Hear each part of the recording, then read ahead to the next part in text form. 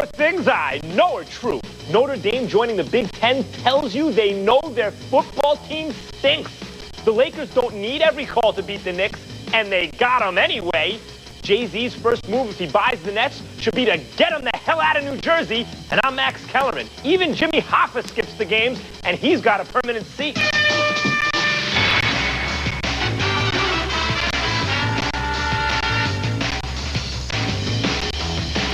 It's Around the Horn, the show of competitive banter. Here's Max Kellerman. Welcome back to the show hosted by the real Bachelor. Instead of choosing Kelly, Joe, or Estella, I get Woody and Jay. We're talking USC, UCLA, Brett Favre's pain tolerance, and Sammy Sosa's shot at Barry Bonds, all with our national panel, and here they are. At the Los Angeles Times, it is Bill Plaschke. There is the Plaschke salute. At the Denver Post, Woody Page. When was your last sleepover at Michael Jackson? Oh, that's good. At the Chicago Sun-Times, it is Jay Mariotti. You know, I agree with everything you said at the top of the show. I'm shocked. That's smart of you, Jay. And at the Boston Globe, it is Big Bob Ryan. Why, good afternoon, Mac. Oh, good afternoon to yourself, Bob. Thanks. Look at that, Bob, just saying something nice off the top. Very friendly guy. We're the show that scores the argument, and here's how I do it. With these joysticks, see, I can give Bob points like this, and mute buttons. I can mute Woody like that. I give these guys points based on point of view, style, and information. Good answers get 2, great ones 3. And I use the mute button, for instance, if I wanted to mute Jay, to penalize and direct traffic. We eliminate guys, so a one-on-one showdown determines the winner. Let's make it happen. It's the first word. The first words are the flirting Irish. Today's USA Today reports that Notre Dame has had discussions with the Big Ten Conference about joining the league. Though the paper's sources say the talks are far from serious, they come on the heels of a report that Notre Dame approached the ACC about becoming that conference's 13th team. Once thought impossible, the idea of the Irish renouncing their independence appears to be gathering steam. So guys, should Notre Dame make the move and join the Big Ten Conference? Around the Horn of Bob Ryan. The days of Notre Dame's splendid isolation in the world of football will soon be over, and the reason, Max, will be money. When the new BCS agreement is signed, they will get far less money than they would get in the current Should they go to the Big Ten? Should they go to the Big Ten? Big Ten is geographically, and the perfect place. They've already got built-in rivalries. Yes. Okay. Bill? No, Bob. Notre Dame is still splendidly isolated from the rest of college football. It's still the most popular football team in the country. Every poll says so. The Harris poll just came out recently. #1 team. It still will still have its TV network. They're still bringing a lot of money for NBC. That's not going to leave it. If it joins a conference, it becomes just another team, just another Northwestern, just another Wake Forest. It loses all of its recruiting. This isn't about Harris polls. It's about the Benjamins. They're making deals as we speak. Bob is right. In 2005, that BCS money from $17 million to $4.5 million. They haven't made any BCS money anyway. They've only been to a BCS game once in 6 years. Look, Kellerman, 2005, the NBC deal evaporates. The ACC's TV deal evaporates. The BCS evaporates. What happens? Notre Dame goes to the ACC. They're called Franklins, Jay, not Benjamins, first of all. Second, no, it's actually Woody. They're called Benjamins. Yeah. But go ahead. Go ahead. No, make your point. This is the only school in the country that plays a genuine national schedule. If you guys want to take that away from them, they play Southern Cal every year. They play the military academies, and that may not mean much to you, but it means something to the military. They play Florida State. They play Tennessee. Why in the world do you want them to be in a conference and they have an automatic run every year into the beat? Bob, go ahead. Woody and Bill, you have to understand, you talk correctly about their unique place in American sports. Guess what? It's all about the money now. You have to come to grips with that. They are no more honorable than anybody else when it comes to the fact that they exist out there. They want to make money, and this is all about money. They will get more money. Bob, okay, hold on. Plaschke, go ahead. You don't think if NBC drops them, some other network won't take them? They're the most popular. They may be the most popular team in this country of any sport still. They still are. Yeah, but think about this, though. No, hold on, Jay. Woody's been waiting. Go ahead, Woody. They don't have to share their money. It doesn't matter if they reduce their share in the BCS. They don't have to share it with 10, 12, 14 other teams. Right, we understand, Jay. Woody, 5 of the last 6 years, Woody, they haven't made any money because they don't go to the BCS games anymore because, as Max said, they aren't any good anymore. No, I'm going to let Woody respond quickly. Go ahead, Woody. It has nothing to do with being in a conference. That means signing the best players and getting a coach in there that returns them to the glory. Bob, last word. the fact is that they are the ones who are pursuing the conferences now, not the other way around, and they have recognized that the world has changed. Yep. And that's a mistake. That's a panic mistake by Notre Dame. Okay. Don't do it, Notre Dame. Fair enough. We have to get to the next topic. Next topic. The Lakers were at Madison Square Garden last night, and the sad state of affairs with the Cablevision Knicks made the outcome, a 21-point beatdown by LA, secondary to Kobe Bryant's reception from the crowd, which was mixed. In other words, a New York-LA b-ball showdown in the capital of the known universe amounted to a circus sideshow, not a contest. Guys, can the NBA thrive if the Knicks stink? Around the horn of Jay Mariotti. No, New York is the epicenter of all life. I agree with you, Kellerman, on that. And in the NBA, you need cities like Boston, New York, Chicago. These are traditional NBA hotbeds. And right now, none of the teams are any good. Everything is tilted out west. We don't care over here what happens out west. By the time the Lakers come on TV, we're all asleep or we're all having a good time out of it. Okay, take your shot, Flash. I want to jump through this camera. First off, Chicago is irrelevant to sports, Mariotti. Think about it. Baseball has survived without Chicago. Football's done great without Chicago. Basketball had the Jordan years for a few years, traditional power. They're a Michael Jordan team, and that was it. They don't need Chicago. And the league doesn't need New York. As long as the league has one marquee team, as long as it has LA. Look at the ratings. Look at the TV ratings. When the Lakers are in the finals, they're better than any ratings before. Chicago's irrelevant, Mariotti. It's flyover land. All right, the Chicago point is well taken, but slow down on that New York stuff. Just slow down a little bit. The New York guy has all the mute buttons and the controls. Woody. Can I have a turn? Yes. Here's the point. The NBA was at its best when Boston and New York, two strong Eastern teams, were vying against the Lakers. You've got to have the Celtics, the tradition of the NBA. You've got to have the Knicks that are in the biggest market and in Madison Square Garden. And without the Knicks, you are not going to thrive. Yes, survive. You will have LeBron in Cleveland. You will have Carmelo here. But you've got to have a strong Knicks team. And the NBA is screwing that up. All right, we get it. Bob, go ahead. The Knicks served their purpose 34 years ago with that great team that burst upon the scene and introduced the NBA to millions of people. We don't need them to be that good anymore. It wouldn't be good if they were last every year, but they can survive a mediocre New York team. And by the way, Bill Plaschke, what kind of a glass house do you live in when the most important athletic entity in America, the National Football League, survives very well without a team in? Where is it again? That's right. Los Angeles, California. Look at the TV.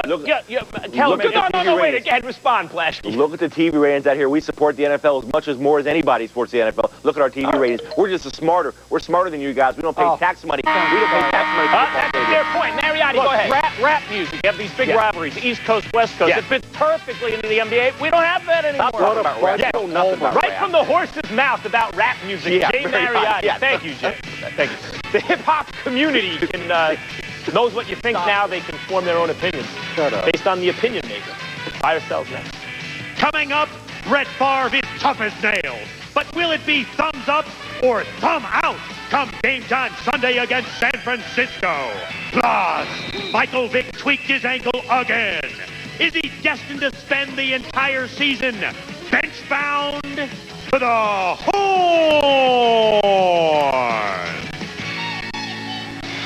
Around the Horn, brought to you by Duracell, trusted everywhere.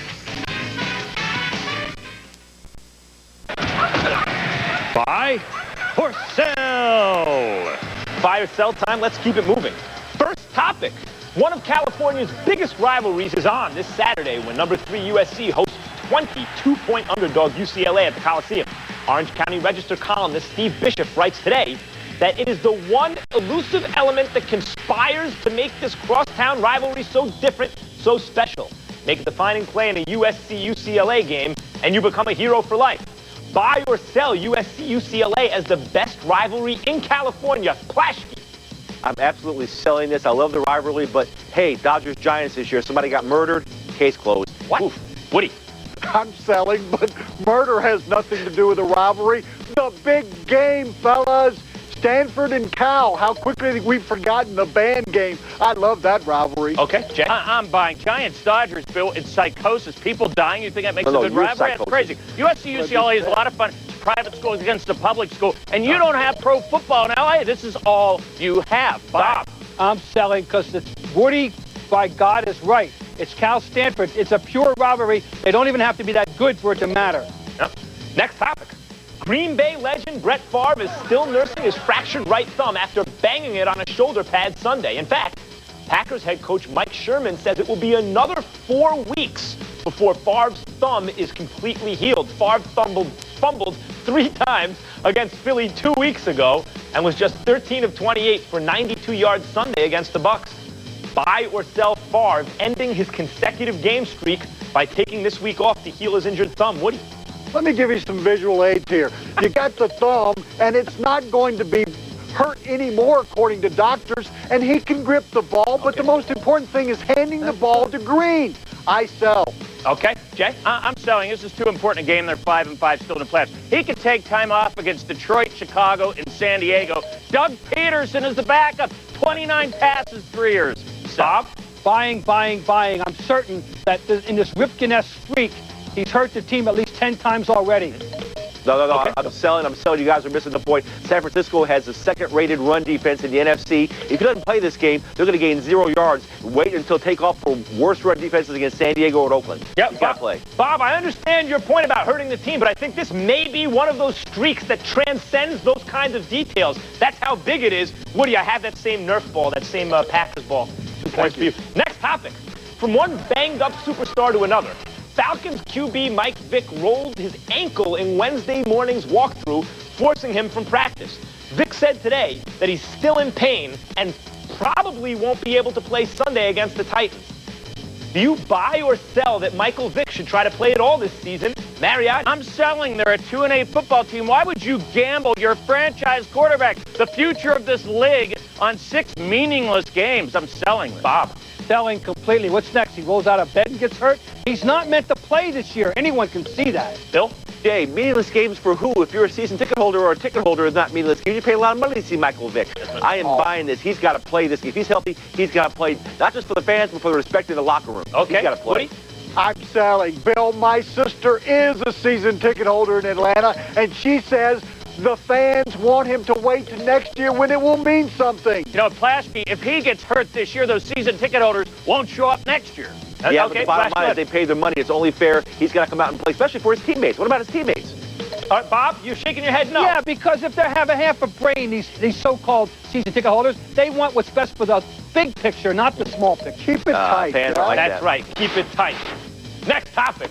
LeBron James broke out last night in D.C., going for 28 points, 8 boards, and 7 dimes, and has now crammed a season's worth of highlights into a dozen games. Still, the Cavs lost by 11 to the Wizards behind Etan Thomas and Kwame Brown and Gilbert Arenas, who went for 25 points. He just had a very good game.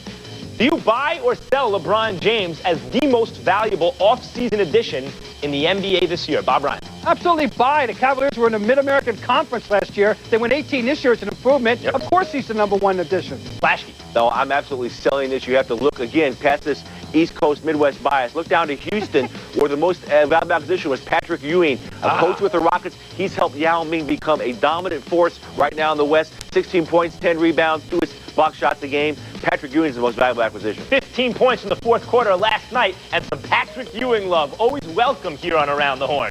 Woody Page. I'm buying this. He has turned around a franchise in Cleveland that was the dead cadavers, and he has made the league look at Cleveland and look at him. All right, fine. Jay, Don't just look at the players. I'm selling this because Rick Carlisle, yes, Rick Carlisle has returned. The Pacers are 9-2, and Ron Artest is behaving himself. Something good going on down in Indiana. So, yeah. when you say most value, not only is Bob right, if they win 18 games, it's an improvement, and they'll probably win at least 25. But in terms of value to the franchise, the Cavs are a hot item this year. The Cavaliers. I watch every Cavs game I can. Woody Page, you just missed it. Do you have any last words? Anything to say for yourself? I hate you. That's it? That's all you got to say? Well, the other thing. This is what I have to say. Goodbye, Woody. Out of bounds is next.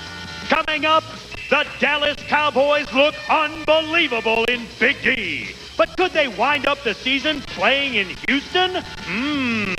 Plus, Sammy Sosa wasn't the MVP, but that didn't stop him from popping off about the man who wears the crown, the Horn.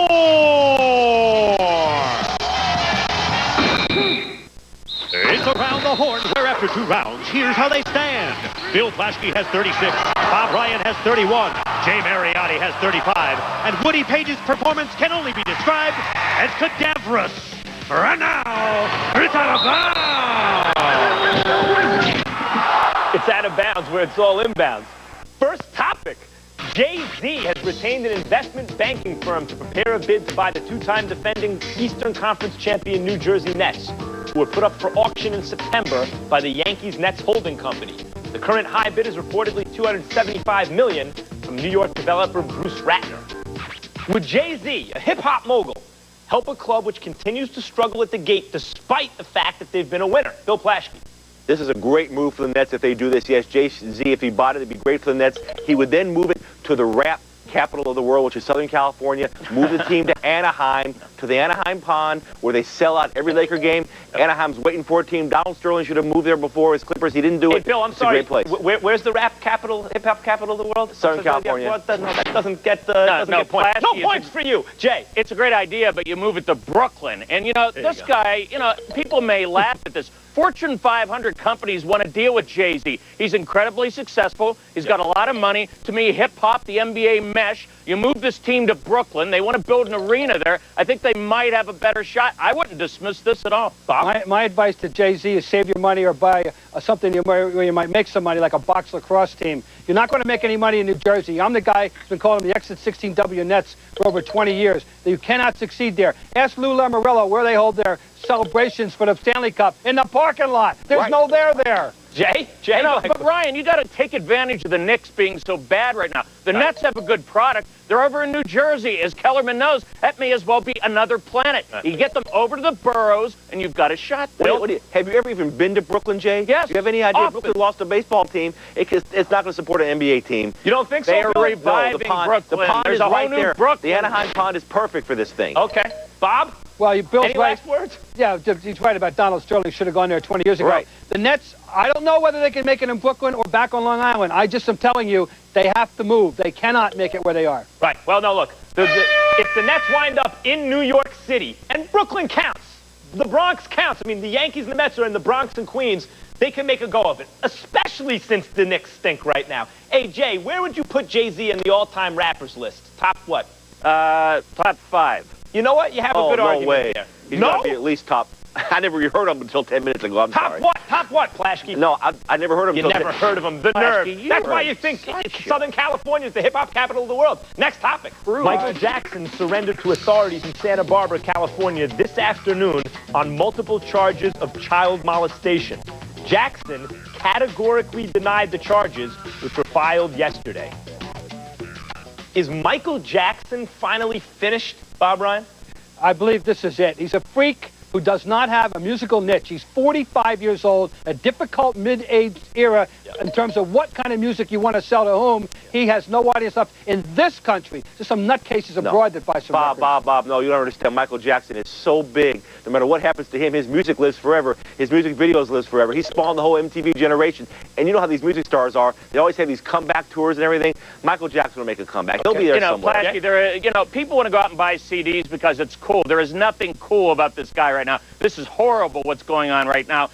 Thriller sold 50 million CDs and Bad sold 25 million. Last 10 years, you guys couldn't name me one song of any impact of Michael Jackson. Go ahead, Plaschke. Yeah, but CBS was still going to air a whole hour-long special in primetime on him next week, even when he's finished it all. So that shows how big he continues to be bigger and bigger. And then what happened? They canceled it yesterday. Right, that ought to tell you all you need to know, Bob. But they still had a schedule. Okay, Bob, last word. There was once upon a time, Bill, when what you just said mattered. Network television specials have no cachet anymore, and you know it and I know it. I think that's an excellent answer, Bob. And that snuck you past Bill Plaschke, who's been taking shots at New York City all day. I will not have it. Plaschke, you are out of here. You should know better by now. For crying out loud. The showdown's next. Coming up, what do you do to make video of Pam and Jenny McCarthy even better? Why, of course, you slow it down. The Horn!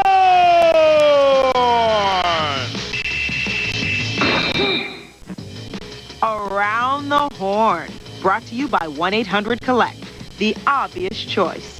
And by DirecTV. Movies, music, and exclusive sports from the leader in digital satellite entertainment.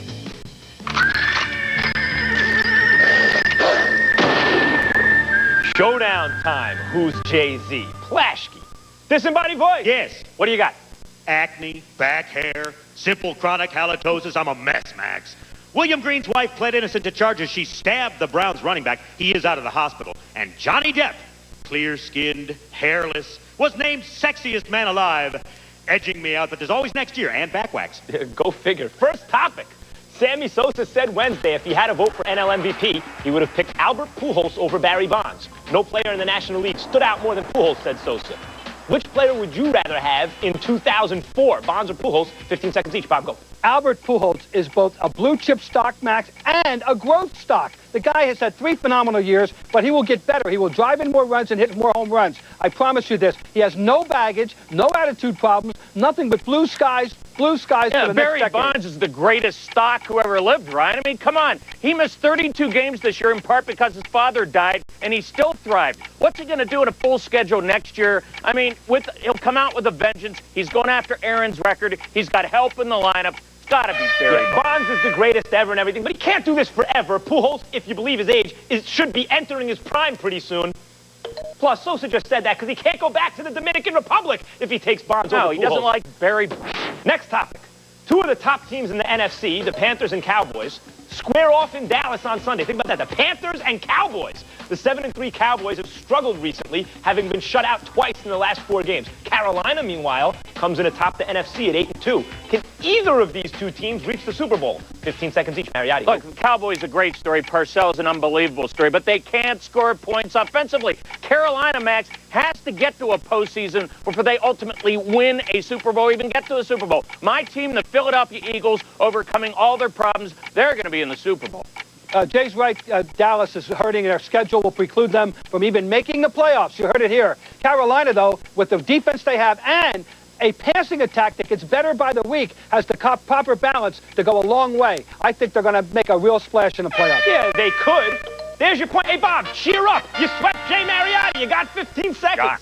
I was saddened to pick up the paper today and read that Ken Brett has died at age 55 of a brain tumor. George Brett's big brother was a major league pitcher who once hit home runs in 4 straight games. But way beyond that, a really, really good man and a quality companion. And I want to take the liberty of extending all the Around the Horn sympathies and condolences to the Brett family. Well said, Bob. That's going to do it, folks. We're on a 23-and-a-half-hour break. See you Friday around the Horn. Why do I even waste my time still going? Plashke, you act like a guy who lives in Wichita, Kansas, man. You got to get hip. Cool. Around the Horn is a presentation of ESPN, the worldwide leader in sports. For up-to-the-minute sports information, log on to ESPN.com.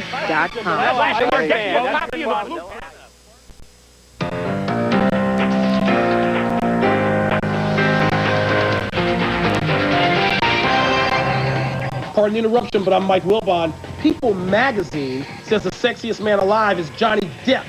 Is that all right with you, Clark Gable? I'm Tony Kornheiser. You mean they passed over Beto Cook again? I'm afraid so. Don't these people have television sets? Yes, they apparently do.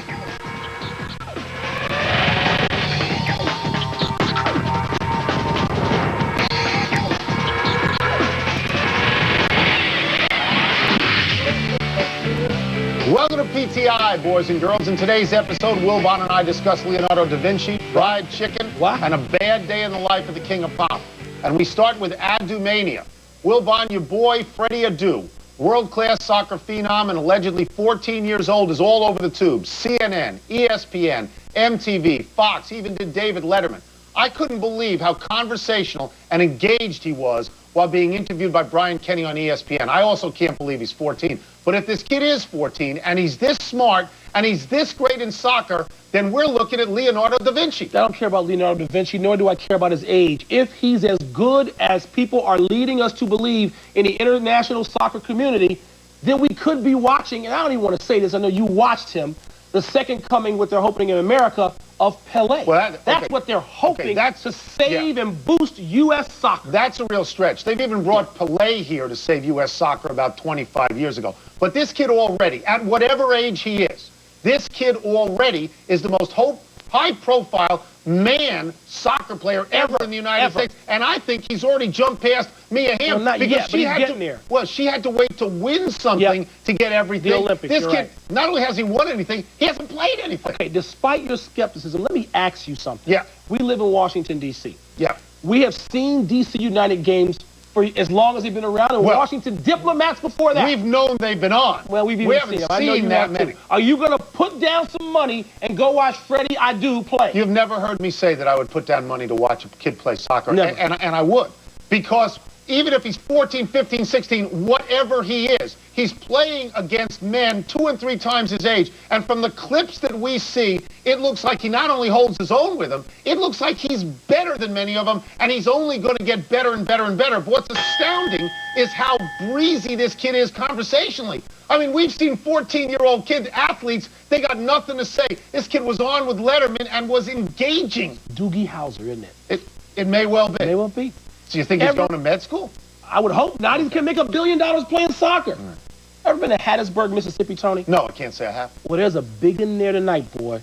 Texas Christian, undefeated and needing a victory to keep its Cinderella season alive, visits Southern Miss. Tony, Southern Miss is a slight favorite to win at home, but let's say, for sake of argument, that TCU wins tonight, then beats sorry SMU next week to go undefeated. Shouldn't TCU play in one of the 4 BCS games? Because right now, it doesn't look like they're going to make it. Let's make this very clear. There are going to be teams with 2 losses that are playing on New Year's Day. And if TCU has no losses and they play in a legitimate conference, which they do, they need to be in a bowl game, a big bowl game on New Year's Day. Now, if they go out and play a team like, say, Georgia, and they get beat by 100, that's okay. That's what happens. They deserve the chance to play with the best teams in the country because the schedule they had, they win them all, and you can't just keep downgrading them because of the strength of schedule. You have to let them play. First of all, Southern Miss is a legit team that goes on the road and beats teams all the time. 7-3 team this year. Now, what's bogus about strength of schedule is it presupposes that a 7th place team in the Big Ten, a conference I went to school in, is better than the top MAC schools, than the top Conference USA schools, which I don't believe. By the way, isn't Northwestern a 7th place team in the Big Ten? Could be in a bowl game at 6-6. I want to see TCU, and I believe that people in the country, if they know they're undefeated, want to see them. They want to see them. Now, this is not the 50s, you know, where TCU was a power, but I think people still want to see them. That would be the 30s, the mid-30s, actually. The 50s. The 50s, they were a power. Every alley looked that up. All right. Last week, USA Today had Notre Dame playing footsie with the ACC. Today, USA Today has Notre Dame playing footsie with the Big Ten. By tomorrow, USA Today could have Notre Dame playing footsie with the Pac-10. And Will Biden, you grew up in Chicago, clearly under the sphere of influence of Notre Dame. You hate them. But putting your feelings of animosity aside, why should Notre Dame join any conference? Well, because, Tony, as you know, we have a fundamental disagreement about Notre Dame. And I hate them in sort of the way that you grew up hating the school because your brother likes them. So I respect, and even sometimes I hate to say this, admire Notre Dame. Notre Dame is not going to dominate. It's not going to be the preeminent football school that it has been for 30 or 40 years. The University of College Football in America. It's over. They can be another contender all the time. They're not going to even equal Miami most years, Tony. But they have their own television contract. If they can continue to get their own television contract, if they can why continue. share the money? If you're going 8-3 and 7-4 with an occasional 6-6 thrown in, you're not going to for long have your own TV conference, and the share of money the BCS offers them will go down. Perhaps this year from 17 million to about 4 million. Well, then if they're going to join a conference, which I'm not sure they should do, why not join the Big East, which they can dominate and get a seat at a BCS game every single year? Why not? And I know they put this stupid argument out there. They're in it now. The football team's not in it. They're not in anything. Go to the Big Ten where you live, where you already play Michigan. They used to have series home and home with Northwestern. Michigan State, Purdue play in the Big Ten. They can't win it every year. They can't win it every year. It might surprise you to know, Tony, that all's quiet with the Los Angeles Lakers. They've won 9 of 12 games so far. Kobe Bryant, who you said wouldn't even play this season, said he wouldn't play played 11 of 12. That's a big percentage. He missed one. Not only that, the first one, but Kobe received mostly cheers in Madison Square Garden last night before his team beat the Knicks. Kobe called it the best reception he's gotten on the road this year. So, Tony, what happened to the wild circus of distraction that was supposed to follow the Lakers on the road this season. Well, I'm going to take that in a second, but the first thing I'm going to do is talk about the fact that where they played last night, which is the New York Knicks in Madison Square Garden. Now, you're of the opinion, world's most famous arena. You're of the opinion that the Lakers should trade Kobe Bryant right now. I'd be seriously exploring a trade if you knew he's going to opt out. Madison Square Garden Knicks fans are pretty sophisticated, and they know that one place Kobe could end up is Madison Square Garden with the Knicks. So they're going to cheer him. They're inclined to cheer him. Plus, I believe that people who are inclined to buy tickets to NBA games are inclined to be sympathetic to Kobe Bryant's plight. Not necessarily what he did or didn't do, but to the condition he finds himself in now. And this is not OJ. He's not on trial. But he's not on trial yet. To you that has sort of come down to a simmer. The whole roar about the and it existed when I was in Las Vegas for the Sacramento Lakers preseason game. It was crazy. It's an elongated process, and we haven't seen him in court yet. Wilbon, there's nobody, including Bob Knight, that you have crushed like you have crushed Tim Pink Floyd. Oh, I crushed Knight more than Floyd. You crushed Tim Floyd more than you crushed Wani. Yeah, that's right. And yet here's Tim Floyd in New Orleans at 9-3. Is it possible that your boy Tim Floyd is coaching the front runners in the Eastern Conference? What did you just say when I said Kobe played 11 of the first 12 games? What did you just say? I said he missed one. Well, this is just 12 games. And they got a good team already that won 47 games without their 2 stars last year for Paul Silas. This year, they're on a better track. They don't with have one of their stars. They don't have Jamal Mashburn. But they got one, and he's playing maybe the best point guard in the league. They got Baron Davis right now. The team is going to be good. Let's see what happens in March, April, and May when a coach has to manage difficult situations. Let's see. Now, I like Detroit. And I like Indiana because they've got proven coaches and veteran teams. They've done it twice. Okay, and they too, proven coaches and veteran teams. Right. But can't you find it in your heart to say that Tim Floyd maybe, just maybe, that the Chicago stop was an aberration and that he's a good coach? Not yet. No. When? Tell me when. How many does he have to win? Here's the sole criticism I make of Tim Floyd. He did not earn the right to jump the line to get a job as soon as he left Chicago without sitting on a bench going somewhere and being assistant. That's my specific criticism. He may be a great coach. Haven't proven it yet. If he hadn't coached the Bulls, you'd like him. If he hadn't coached the Bulls, come on. We're taking a break. When we come back, why Wilbon wants Ohio State and all the one-loss teams to lose, and later we compare the descents of Michael Jackson and Mike Tyson. Michael Jackson in handcuffs. Unbelievable. Unbelievable. Pardon the interruption. Presented by New Smirnoff Ice Triple Black. Triple filtered for a crisp, clean bite.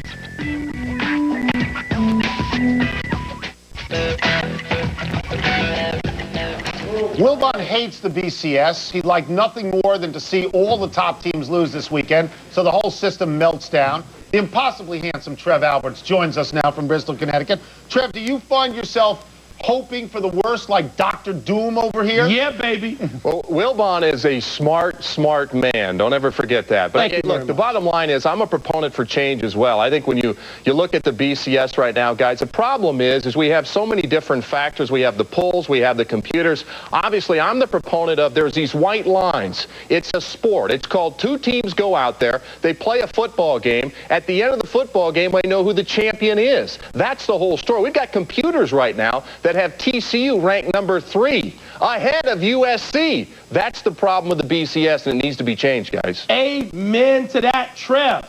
Now, the whole thing seems to hinge on a few games, though. The first one's Ohio State, Michigan. Who do you think is going to win that game?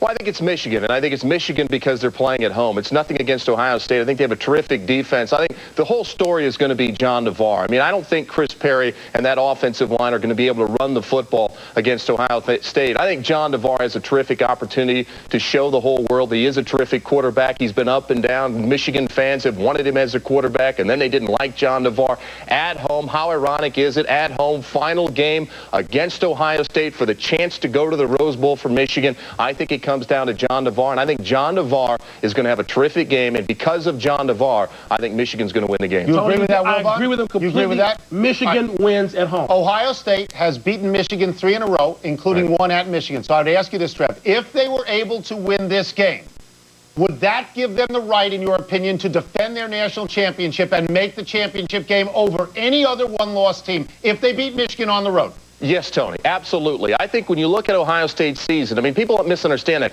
I think if they beat Purdue last week, a top 10 team, if they go to Ann Arbor and they beat Michigan and they finish the season with one loss, because everybody else, with the exception of TCU, has one loss as well. I know that loss was on the road to Wisconsin. USC lost to a Cal team. It was a bad loss as well. Because everybody else has one loss, I think Ohio State in that situation would deserve the right to defend their national championship against Oklahoma in the Nokia Sugar Bowl. I think all three of us are in agreement there. Trev, the other one-loss teams are LSU and Southern Cal.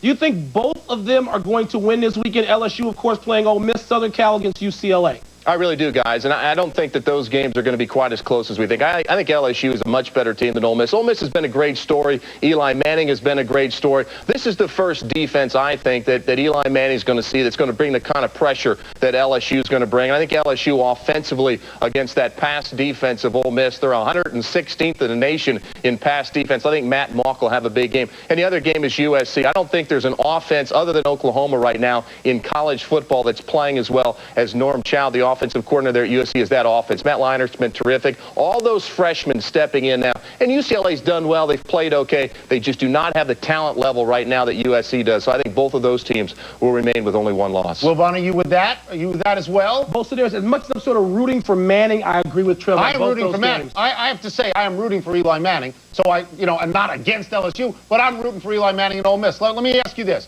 And it was obvious that when you said that a computer had TCU number 3, you said it with disdain. But if all the one-loss teams lose, so now all you got are a bunch of two-loss teams, and TCU is undefeated, don't you think they should be in the final game against presumably an undefeated Oklahoma team, Trev? You're kidding, right? No. Oh, you're not serious. I am partially serious. Tony, I'm asking you. I ask you right now. I ask anybody out there. TCU's had a great year. Gary Patterson, their head coach, you take the hat off. They've beaten Vandy, and they beat Arizona in overtime. Tough Arizona teams. fired its coach, okay? These were BCS schools. Right. The point is this. If you've got to put your house, if you've got to put your car, something of value on the line, a 3-loss Florida team, guys, who are you picking? You taking TCU or Florida? You taking a 2-loss Georgia team, a 2-loss Michigan team, or are you taking TCU? Do you at least believe, Trev, do you at least believe that if TCU is undefeated, they've earned the right to a New Year's Day bowl against a quality team? They've earned the right to be chosen if those bowls want to. That's my whole point. I think those non-BCS schools deserve the right to be giving a choice to be picked by, say, the Fiesta Bowl. They just don't deserve an automatic berth in a BCS game. I'm not a proponent of that. I'm a proponent of making sure that the system allows the non-BCS conferences to at least have the right to be picked. Why should we force the bowls, which are a business, to go out and pick a TCU, a Conference USA team that may not beat Southern Miss tonight? I'm wounded to my heart. I'm rooting for TCU. I just want all this to go away to have a playoff decided on Jenkins, the field. grad at That's TCU. what I want. Thank you, Trev. No more BCS. Trev Alberts, boys and girls. We're taking a break. When we come back, who's the bigger drag on their team? Confrontational Keyshawn Johnson or Golden Boy Alex Rodriguez? You're a big drag. You're a big drag. I'm kind of a drag. The Buckinghams, and they're from Ohio. Knock, knock, Will Vaughn. Who's there? Tom. Tom who? Tom, to get your can handed to you and toss up. What's first? Old corny man. Toss up, more likely to represent the NFC in the Super Bowl, the Panthers or the Cowboys? Of the two, I'm going to take the Panthers because right now they're 3 games up in their division. You know you're going to make the playoffs. Dallas can easily be passed by Philadelphia. Dallas could fall out of the playoffs. And at the moment, I really like the way Jake Delhomme is moving a team down the field. It's not just Stephen Davis. They can pass the ball, too. I'll give you all that. Here's the one thing I'm going to take away from the Panthers. What? They win every game by that much. It's either a blocked PAT or Jake Delhomme throws a touchdown. But they keep winning. Yes, they do. Keep winning. And they have to be credited for that, and I praise them lavishly when I saw them last week in person. However, the Dallas Cowboys, when they win, they seem to kick some butt. Right. And I think that they will have Bill Parcells' full confidence by the time they roll in the playoffs. I know I said maybe they'll finish 9-7, but I think 10-6 could get them in. But you don't believe they're going to win the NFC, and I don't believe the Panthers are going to win the NFC. I believe the Philadelphia Eagles. I think the Rams have a chance. What's next? Toss up, more of a drag on their team, Keyshawn or A-Rod? Well, Keyshawn is no longer a drag because he's not on this team anymore. You know, and no matter what you say about Keyshawn, Tampa Bay was able to assemble a championship team with him on it. Texas Rangers can't do that and won't do that. A-Rod eats up all the money. A-Rod, correct me if I'm wrong, did he win an MVP? Yes, he's a great player. MVPs usually aren't drags on your team. And I will say this, neither was Keyshawn last year in a championship situation. But here's what he's done. Right or wrong, he alienated his coach. Right or wrong, he alienated an incumbent star in Warren Sapp. So there at least is some feeling in the Tampa Bay camp that he was a drag on. Even though Keyshawn didn't like the coach, didn't like the general manager, he talked to him. At the moment, A-Rod is not returning phone calls from the manager or the general manager of the Texas Rangers. You know what How good is that? It's polite. What's next? Very polite. Toss up. Who's had the bigger fall, Michael Jackson or Mike Tyson? Michael Jackson has had the bigger fall because even though Mike Tyson was convicted of rape and served time in jail, it didn't stop him from getting big fights then. It doesn't stop him now from getting big fights. He is able to pursue his craft. Michael Jackson's record sales have plummeted, and they will only go further down. I think he has taken the bigger fall. Mike Tyson, there wasn't that much expected of Mike Tyson as a person. Right. He didn't Michael get any endorsements or anything like that. We've been following since he was 7 years old, which is 38 years. He brought so much joy to so many people, me included, though I call him an alien and freak out at the way he looks. But he brought people joy for 35 years. Let us be fair in this. To look at either or both of them You're freaked out. is to be appalled. How did this happen? Frightened in the case of Michael Jackson. How did this happen? I don't know. What's next? Toss up. Better state, Ohio or Michigan? Oh, it has to be Michigan. Because I have to like Michigan. You can't like Michigan because you call Detroit Beirut. That's right. They have Look at Michigan, okay? They have good golf for the Upper Peninsula, but that's They about have the Upper Peninsula, which is very, very cool. They have Motown, which is a great American art form in terms of music. They have Mitch Albom, who I think we both like. And they have miles and miles of shoreline and beach. And more than California. Did you know that? Ohio is just sort of flat, right? What does Ohio have? Ohio's got the Rock and Roll Hall of Fame. I think you've been there. That's the Pro Football Hall of Fame in Canton. That's nice. The first hot dog in 1900 in Ohio. The first automobile. The Wright brothers couldn't even travel. Ohio also has rivers that can be set on fire. And in terms of basketball coaches in Cleveland, in terms of basketball coaches, Ohio has Bob Huggins, whereas Michigan has Larry Brown. What's next? Last one, toss-up. Better Oklahoma, the football team or the musical? There's no question about this. It is the musical. Rodgers and Hammerstein, one of the greatest musicals of all time. Oh, what a beautiful morning. Surrey with a fringe on top. People will say we're in love. Oklahoma, where the wind comes sweeping down the plain. I'm surprised you just didn't break into songs. You stopped with just chanting. I'm not a good singer. It is. Oklahoma can't be one of the 25 best musicals of all time. 5 best of all time. I have seen British companies perform Oklahoma on Broadway last year with American accents. It's fabulous. When you go and watch some Brits perform Oklahoma, I'm going to watch Oklahoma against Nebraska. Okay, so you go right ahead and watch Brits perform Oklahoma football. Nice. Bud Wilkinson, Barry Switch, and Bob. I tell you what, nice. It's certainly one of the 10 or 12 greatest football programs historically. You can make the case. Is it Notre Dame? I know you Is it Alabama? 15 or 20 better musicals in Oklahoma. 5 better. Number 1, West Side Story. That's it. I win. Everything's going my way. Time for a break, but don't go anywhere because we still got to talk about Michael Vick's ankle, Doc Rivers' next job, and the debatable health benefits of fried chicken. How about Rent? Do you like Rent better than Oklahoma? No! I did. West Side Story. Well, West Side Story was fine. Rent.